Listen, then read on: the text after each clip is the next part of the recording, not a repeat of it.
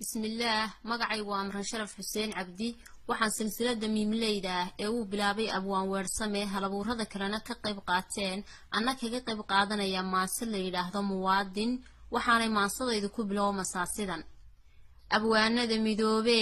xaqa midigta siiyo maasadu hubweeyo madfac way ka darantee madaxtooyadeeni malawyada ka muuqdiyo masacagale jiiftiyo masaskiya abeesada malag ruuxda qaadiyo armi mawd ku noqota meermeeri marayo waxaan ahay muwaadin miyigii ka baaqo midgaraan su'aaliye dhiig miiratada qaran mudanaha difaacee suugaanta mariyo madhaxoolaheeni masiibaana taagane hortayaa masuule qarankeena maamula madaxweynaheeni ma ogyahay abaartiyo maatada haraadiyo mihanowga ubadkiyo musanowga hooyada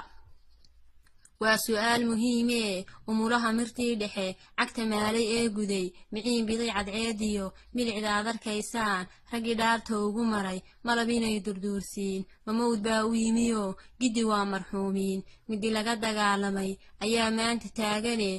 madaxweynaheeniyo mas-uulkaynu dooranay arday macalinkiisii dhabadiisii maray oo maadha raacay weeye mudaacalay warkeediyo mitidnimada dhaafoo adigoon marduufkiyo shilimada masruufkiyo quud maalin joogiyo mijin qaada dhaafsanin ama magaca reer hebel dacartiisa milantiyo mililkiisu kuu kicin dulmanaha miskiinkee nin dilaali muudsaday maalkiisi laga dhacay ha ku noqon muduciye maragiisi noqo oo ugu hiili magacay maasadu ku leedahay danyaraha madluumow rabbigeenna mahadda leh mahiigaanka roobiyo madarkuu inoo shubi irkimaya ayuudii dhirtu way magooli dhafaruur macaaniyo ubixii mareerhkiyo waxaad goosan midhahoo xareed meexataad cabi meedhax baynu diiran dhigahaynu mariyo maadha aynoo bixi meendey qasheenii waxaan maali xoolaha